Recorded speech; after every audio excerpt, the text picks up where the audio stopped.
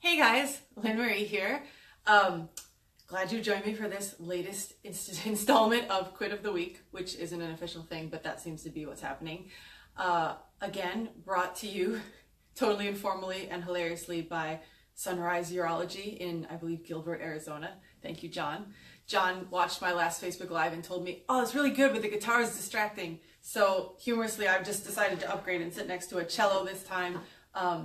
This will serve as two things, both your Quit of the Week and my request. If anybody knows how to play this cello and could teach me, that'd be awesome. Anyway, on with the quit.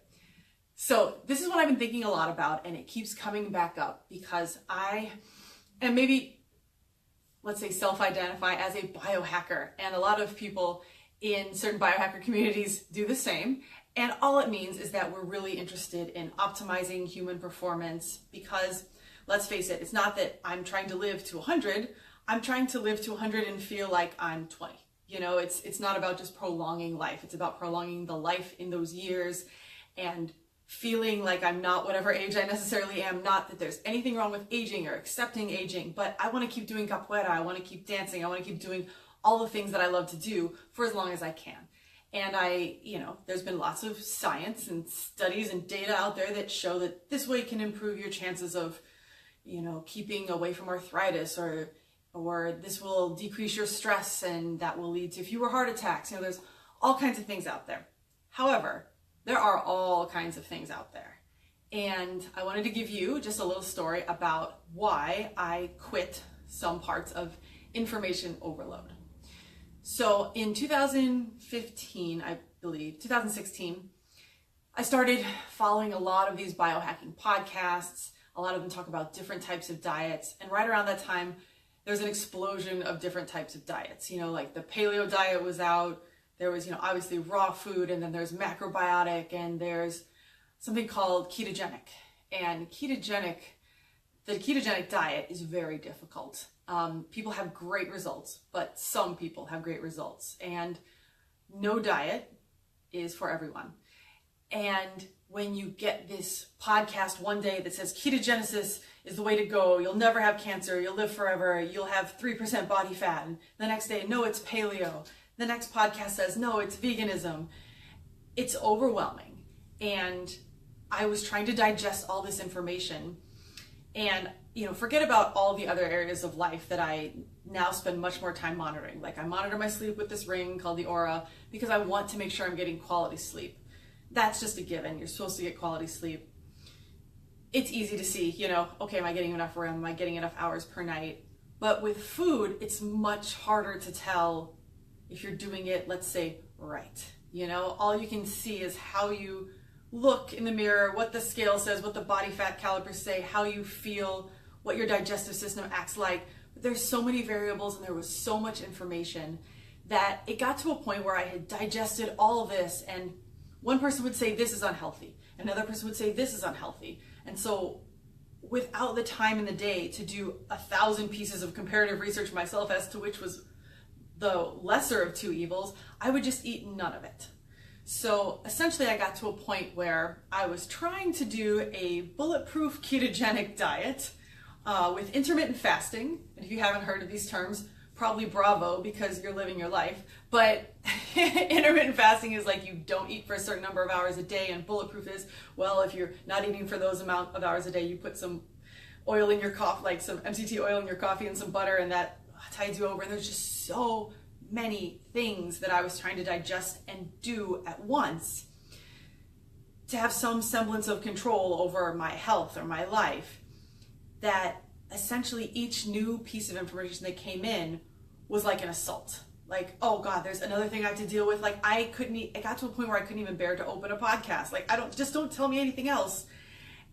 Because by the end of the day, by the time that I kind of realized what was happening, I was eating 4 protein bars a day and kombucha and pretty much nothing else because I don't cook. And I was trying to cook and failing. And so the only thing that I could keep up with on this bulletproof ketogenic business, intermittent fasting, was like brewing my own kombucha and then eating these terrible soy-filled protein bars that I did not even like.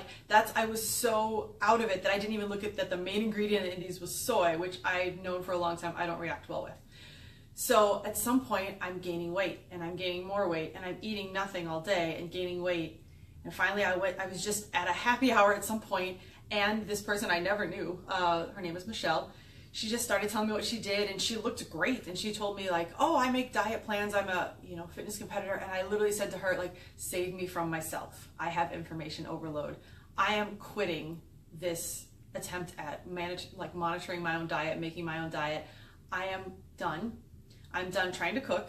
I am done, because if I tried to cook, what I would do was over monitor the ingredients. Like if it said put butter, I'm like, oh, do I need the highest fat butter, the lowest fat butter? Is it grass fed? Is it, like blessed by monks? It was too much information, too many decisions to make.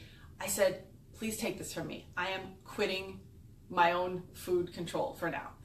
And Michelle made me a diet plan, and the diet plan had so much food in it and so many things that I had never ate that I am not going to lie. There was like a small amount of panic when she gave it to me, and she was very kind and understanding. Like, it's okay, this is normal, like we're putting a bunch of things back in your diet you haven't eaten. It's all right to freak out a little bit, just trust me. And I did. And I got a food delivery service that would make the meals, deliver them to me, and I would make the ones that they didn't. And I just sucked it up and I tried it. And, a year or something later, I had lost all the weight that I had put on eating nothing. I was able to actually eat normal things during the day that other people would eat. I didn't have to fret in the kitchen because I had this meal delivery service giving me meals. It was incredible. And I can see myself sometimes dipping back into those patterns. And I have to remind myself, like, remember what happened the last time you went for information overload. Quit now. Like, do not go down that rabbit hole. And we're all in danger of this, whether it be nutritional information, or a lot of us are into fitness. Okay, do I do HIIT, or do I do cardio, or do I do weights, or do I do kettlebells? This is where I tend to start down that rabbit hole again. Like, no. The more you stress out about all this information, the more damage you're doing to yourself at the end of the day anyway. And the whole point of exercising or eating well is to do less damage to yourself, to be better on yourself, to care for yourself. So stressing and fretting about the immense amounts of information that come in is a disservice. It's counterproductive to whatever you're trying to do. So that is my quit of the week. If you end up going down too many rabbit holes on one subject to where it's kind of taken over your life, and at the end of the day you think, is it actually just counterproductive to what I was trying in the first place? If you end up doing so much research on a topic or something else, I'm not saying just quit and forget it altogether, but maybe quit and outsource it to somebody else like I did, because that took the anxiety away from me. And many people to this day do not understand that whole story of why I refuse to cook. But there's a lot behind it. Cooking, it was very anxiety ridden because I just wouldn't make anything that was palatable because I had to have control over every ingredient. And now I would much rather just say, please, somebody else make it. Someday maybe I'll get back and cook. I don't like cooking, so maybe I won't. But, I'm not opposed to it as a thing. But for me, it was just a very difficult time. And it's behind me, and I know what helps it, which is by, sometimes, like, ignorance is bliss. Somebody else make it. I'm glad that I have hired a good service, and I know that they put good ingredients in there, and they know what calories go into it, but I don't want to. Until recently, I couldn't have told you how many calories a day I eat or what, macros I have, because I said somebody else took care of that. I have a diet plan. Somebody makes my diet plan. My new diet plan is made by Jenny, the nutritionist. I'll tag her in this. Did a great job. But just something to keep an eye out for. If something is causing you a lot of stress or anxiety, even if it's something that's supposed to be bringing you health, if training for a marathon is causing you a ton of stress or anxiety, man, is that fun anymore? Is that, unless the marathon is your job, or related to your job, Chris, why are you stressing out so much about something that's supposed to be recreational? There's plenty of things in life to stress out about. Shouldn't be the things that bring you joy. I just finished recording a podcast with Elsie Walker. She is on track to be the first African-American woman to complete the Triple Crown, which is the Pacific Crest Trail, the Continental Divide Trail, and the Appalachian Trail. And she talked about how at some point she quit the Appalachian Trail. She said it's not fun anymore. Like, anything that we're doing to be good for us, to be good for our fitness, or for her, hiking was good for her mind, when it stops being fun and starts being more stress than it's worth, it's time to think about a quit. That's all for today. Sorry, kind of long-winded, and I will put links in a comment somewhere below to everybody who has helped me get out of my information overload. A quick shout out, all the podcasts I listen to, I finally decided stop listening to 30,000 of them and consolidate it to just a few. So if you want to know the good ones that keep you from being too crazy, Tim Ferriss is a great one. Wellness Force, Josh Trent here in San Diego, great guests and has a great way of keeping the information consolidated and doesn't go super into the weeds and make you feel like, oh, you're definitely going to die if you eat a carb or something, There are some good ones out there that are just more reasonable for a normal human person trying to live. Anyway, hope you got something out of this.